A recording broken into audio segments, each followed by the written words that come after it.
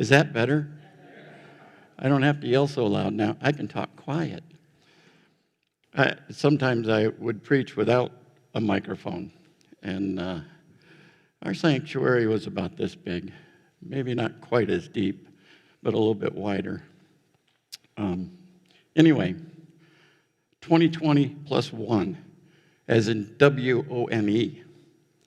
Well, then my wife was really quick to say, well, there's 2022, as in TOO. So that was kind of a scary thought. But where do you find strength in times of personal and national challenges? Where do you find strength in the midst of this pandemic? A pandemic that has us, locked up in a closet, as it were. I mean, they want us to stay home. They've closed the restaurants. They want us to stay 6 feet apart. They want us to wear masks. That cuts you down to about 85% of your normal breathing. Where do we find strength during this? Where do you find strength when a member of your family dies? Where do you find strength to get you through all of these experiences? Experiences that are not even justified. Where do you find that strength? I'm going to take you on a bit of a history lesson. I'm going to reach back about 16 years. Does anyone here remember the hurricane named Katrina? All of us have heard about Katrina and the devastation that it brought. Areas along the Gulf Coast were hit with 160 mile an hour winds. Over 1,800 people lost their lives in that hurricane of August 2005. Or 2005. I suspect that even today, there are some homes that are still vacant, still uninhabitable in New Orleans. And I'm sure that maybe some of the churches in that area are also still vacant. And this is 2021, 16 years later. There was one congregation in the 5th Ward of New Orleans. Is that how you say that? Is it New Orleans? New Orleans? New Orleans? New Orleans? I guess it depends on what part of the country you're from. Up here, there's a city in Kansas, it's called McPherson. And when I got down to Kansas, coming from Michigan, out of this district, I called it McPherson. And one of the people who lived in that town came up to me and she said, "There's no fear in McPherson." So I'm always a little bit leery about these out-of-town names because I'm bound to get them wrong.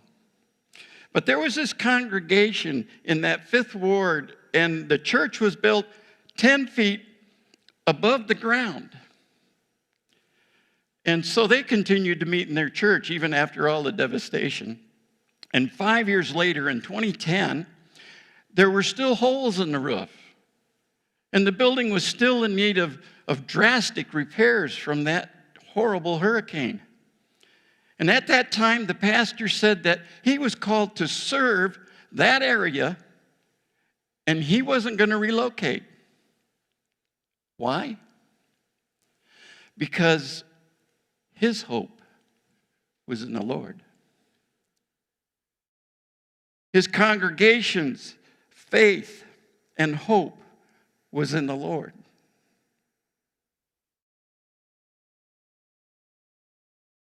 The Bible tells us about a man who faced a time of crisis and wondered where God was hiding and why God was not coming to offer help. The psalmist cried out, my God, why have you forsaken me? Why do you remain so distant? Why do you ignore my cries for help?" Every day I call to you, my God, but you do not answer.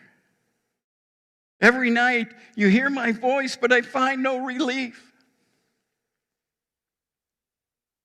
Have you ever felt like that? Yeah. Especially this year or this past year. Have you ever gone through challenging times and wondered why God didn't come to you? Why he didn't come to you in some kind of special divine moment?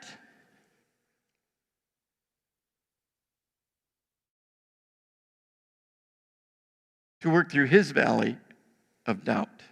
The psalmist reflected on past blessings and past answers to prayer. And then he faced the future with hope. He said, you are enthroned as the Holy One. You are the one that Israel praises. In you, our ancestors put their trust, and they trusted, and you delivered them. To you they cried out and were saved. In you they trusted and were not put to shame. Let me ask you a question. When you truly put your trust in the Lord, I mean really put your trust in the Lord, have you ever been disappointed? I'd say no. No. It's in times of crisis and challenge that we go to the Lord. It's kind of a built-in thing. When people on the battlefield, they jump into a foxhole, they're no longer an atheist because they're saying, my God, why have you forsaken me? Help me. Have you found that to be true in your life?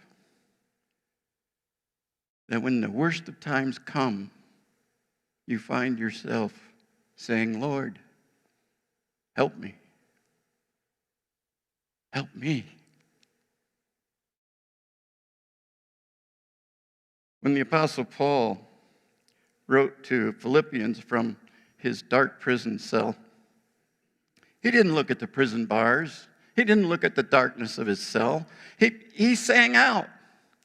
He said, do not be anxious about anything, but in every situation, by prayer and petition, with thanksgiving, present your requests to God. And the peace of God, which transcends all understanding, will guard your hearts and your minds in Christ Jesus. Today I want to suggest a couple of things that you can do to find strength in times of challenge. Because the Lord knows 2020 is going to follow us into 2021. But the truth is, if your trust is in the Lord, you will have won. W-O-N. First of all, anticipate the challenges in your life. Peter encouraged Christ followers to expect times of adversity and crisis. He said, dear friends, don't be surprised at the fiery trials you are going through, as if something strange were happening to you. During times of challenge and crisis, you really only have two choices.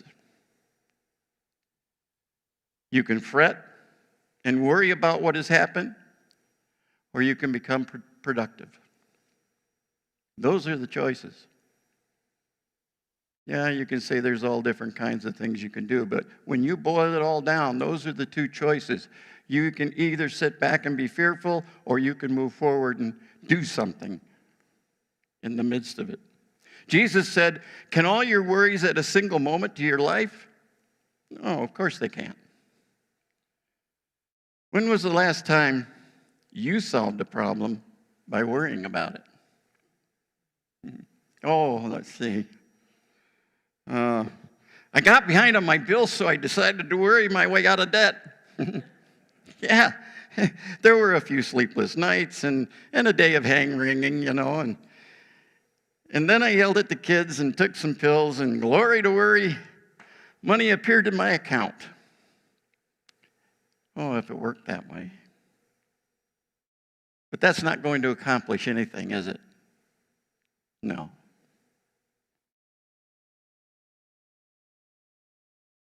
But there is a chorus, and it reads, why worry when you can pray? Trust Jesus every day. Why worry when you can pray? So when you're going through times of challenge, look to God. Look to His Word. The prophet Isaiah said, you will keep, you as in God, will keep in perfect peace those whose minds are steadfast because they trust you, because they trust in God. You work through times of challenge by hiding God's Word in your heart and meditating on His Word. Isaiah said, but those who hope in the Lord will renew their strength. They will soar on wings like eagles. They will run and not grow weary. They will walk and not be faint. You have that promise from the Lord.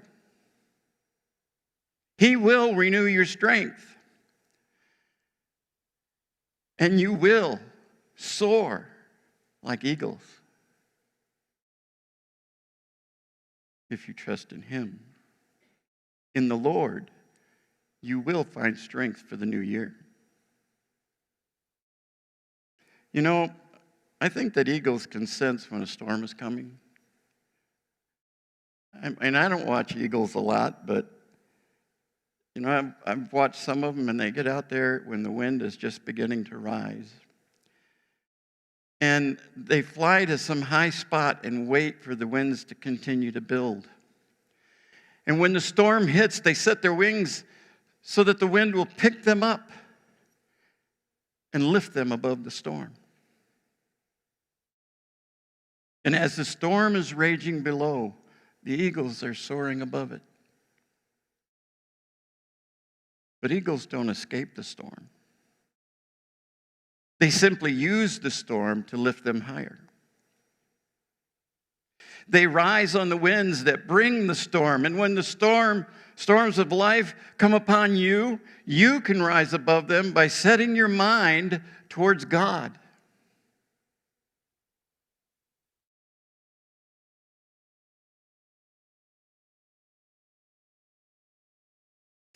You can use His Word to lift you above the storms of life.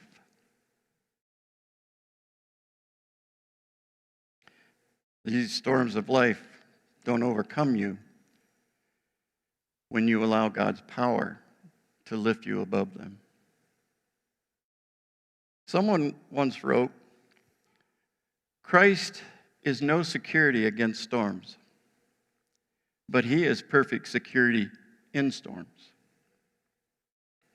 He does not promise an easy passage, but He does guarantee a safe landing. So in this new year, we can join the psalmist and we can sing out loud, God is our refuge and strength, always ready to help in times of trouble. So we will not fear when the earthquakes come and the mountains crumble into the seas. Let the oceans roar and foam. Let the mountains tremble as the waters surge. I fear not. You know, I'd like all of you to write that down, the passage. And I want you to go home and paraphrase it and personalize it to you. God is my strength, my refuge, always ready to help me in times of trouble. So I will not fear when earthquakes come. I will not fear when the mountains crumble into the sea. Let those oceans roar and foam. Let the mountains tremble as the waters surge. My faith is in God.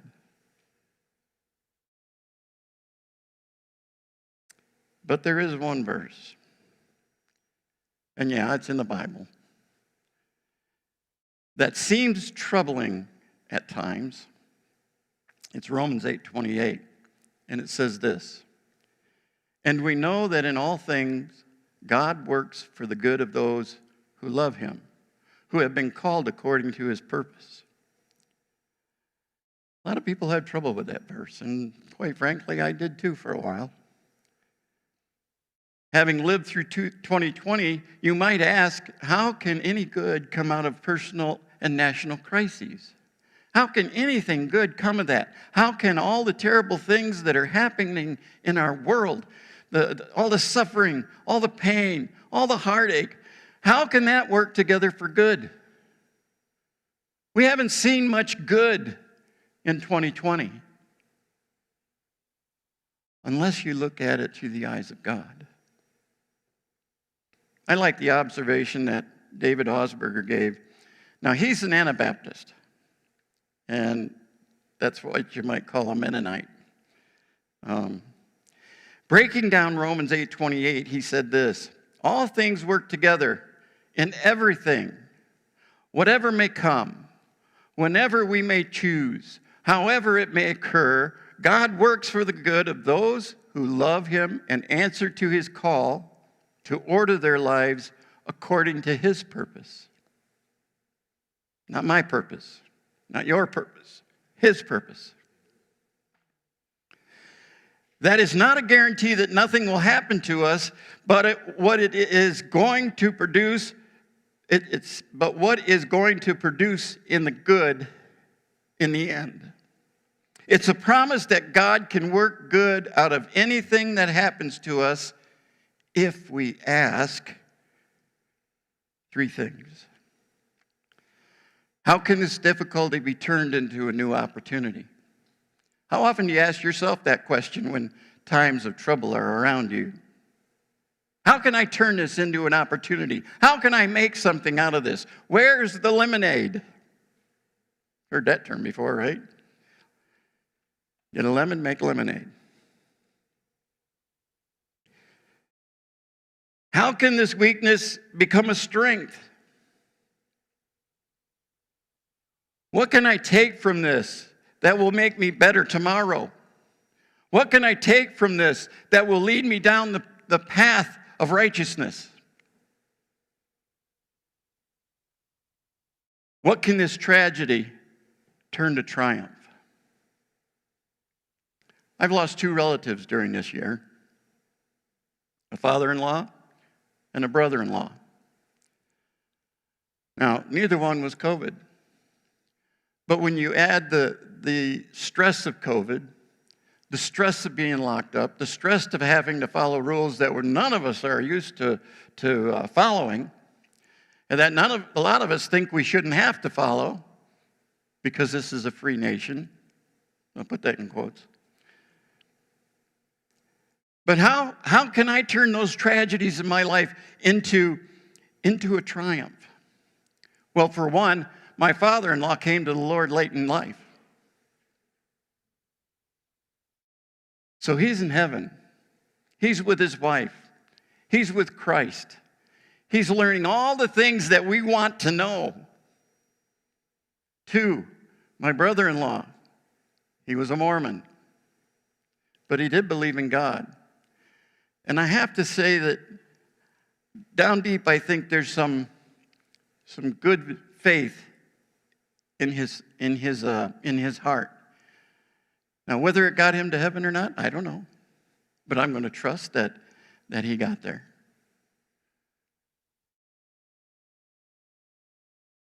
But both of those were hurtful things.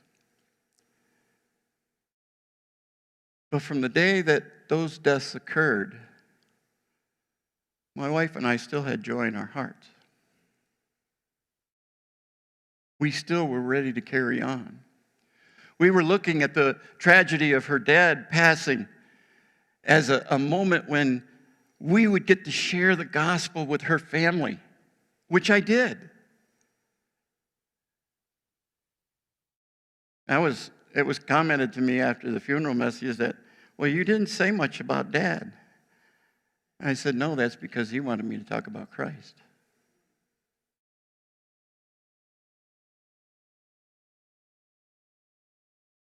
How can this tragedy turn to triumph? You know, Job had this kind of a commitment.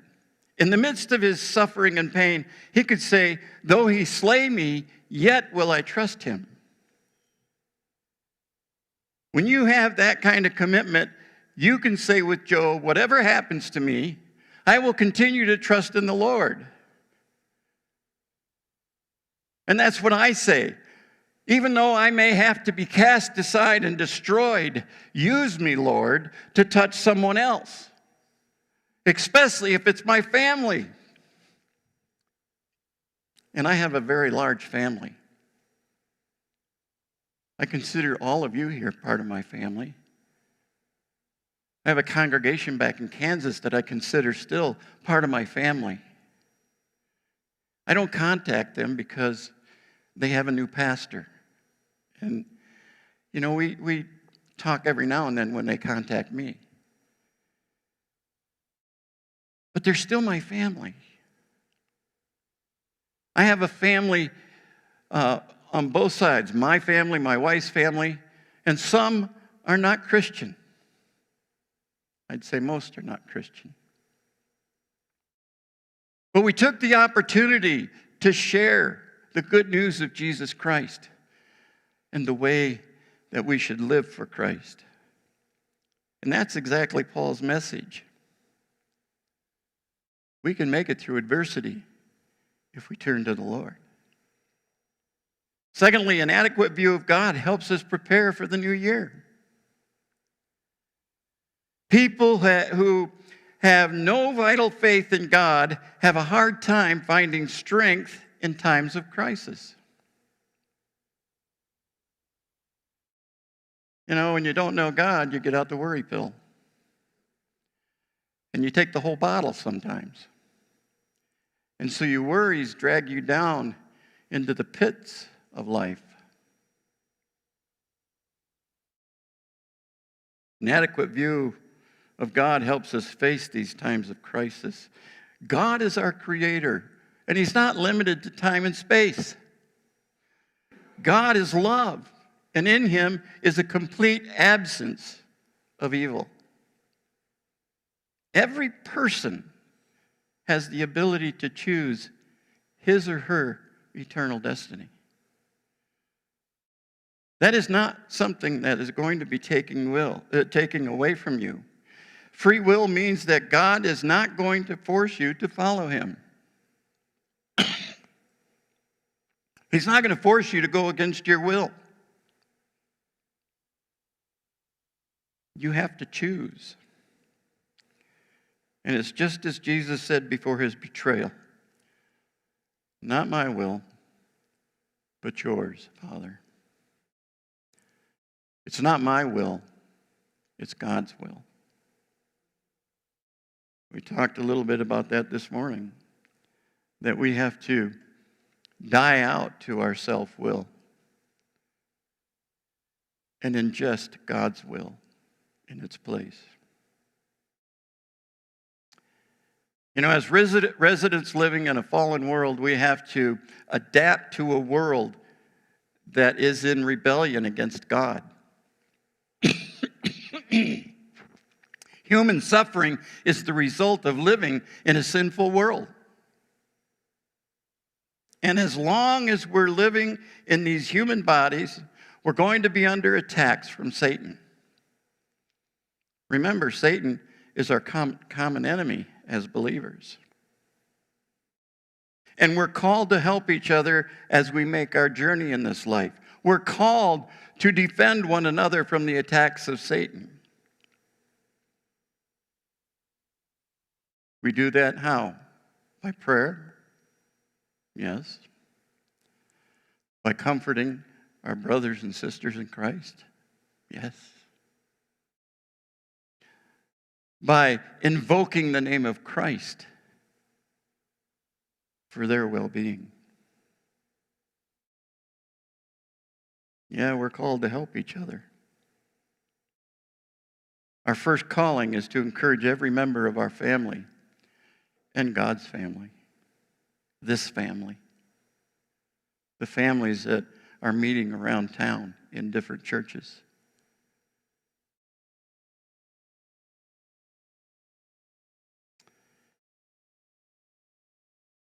It's certain that in this life we'll all experience pain and suffering.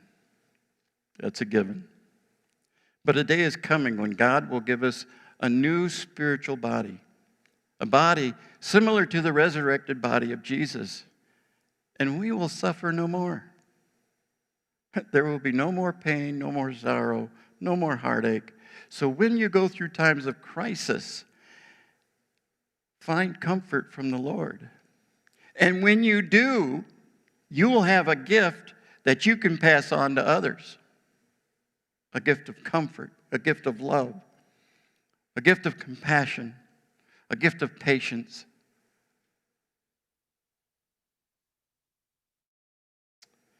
Paul says you experience times of crisis so you can in turn help bring comfort to others.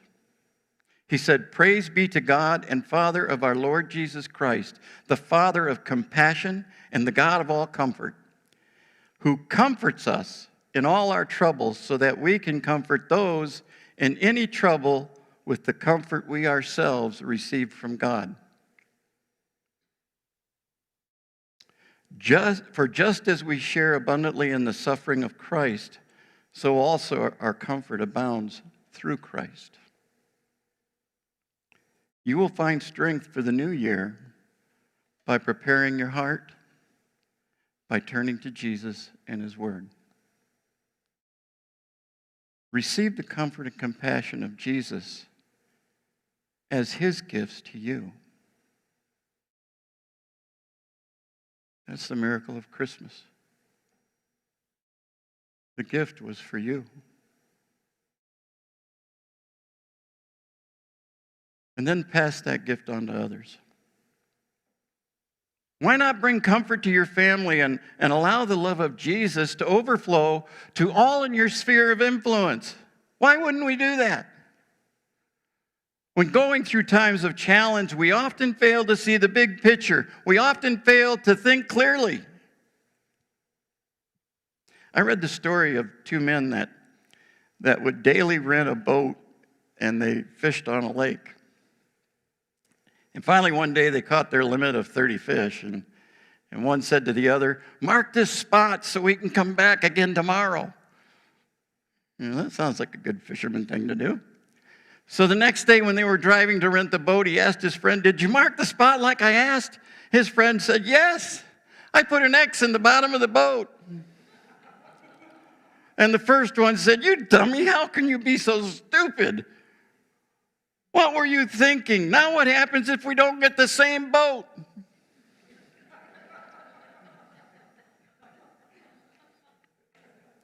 When relying on our own strength, people drift without direction. When we look to Jesus, believing in faith, Jesus turns hopeless situations into hope. You may think you have a hopeless situation, but when you turn to Jesus, He will give you hope in spite of your trial, in spite of the chaos of this world. As Christ followers, we know that Jesus is Lord over all, that He's in control.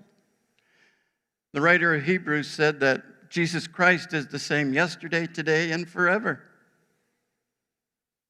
And I believe that's true. And I have a few more things to say, but I'd like the worship team to come and prepare to worship. A man named Robert Fulghum wrote a book. The book's title was, "It Was on Fire When I Lay Down on It." And he tells how he found purpose in life. Now, Fulghum was a former Episcopal priest, and he took a course on Greek culture at an Orthodox retreat center on the island of Crete. Does anybody know what the island of Crete is famous for? Surviving the war, World War II. It was almost bombed into oblivion. And a man on Crete named Alexander Papadeiros built a center. He built that Orthodox retreat center where Fulgham went. After World War II, Papaderos became disturbed by the continued hatred of his people for the Germans. So he built a meeting place where people could come to make peace, to talk, to try to understand one another. He built the center on the site where Nazi soldiers had brutally murdered thousands of Cretan civilians.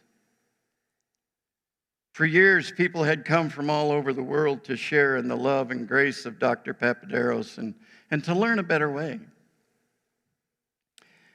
At the end of this particular seminar, Dr. Papaderos, as he always did, made his closing comment. Okay, are there any questions? Yeah. And Fulgham raised his hand. And he asked, Dr. Papaderos, what's the meaning of life? What is the meaning of life? The class chuckled. But when Alexander Papaderos could see that this American writer was serious, he said, I will answer your question. Taking out his billfold from his pocket, he brought out a small round mirror, about the size of a quarter. He told about growing up poor in a small village on Crete, and one day during the war, a German motorcycle wrecked near his home. And Alexander picked up a piece of the mirror from that motorcycle.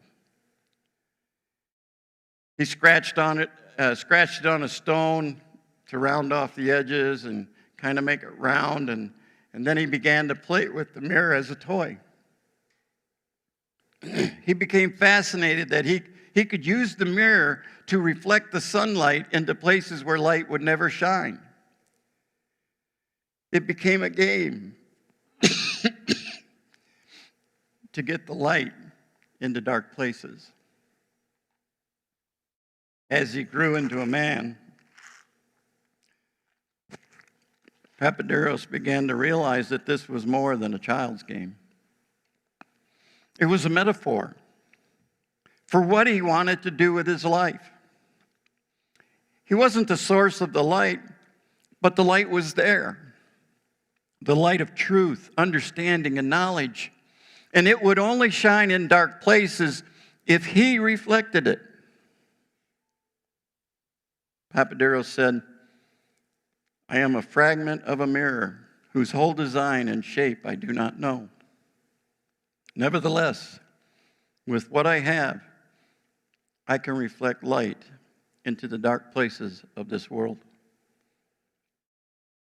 into the black places in the hearts of men, and perhaps change some things in some people. Perhaps others may see and do likewise. This is what I am about. This is the meaning of my life. That's what Papaderos said. We know who our source of light is. Our goal is to shine in dark places.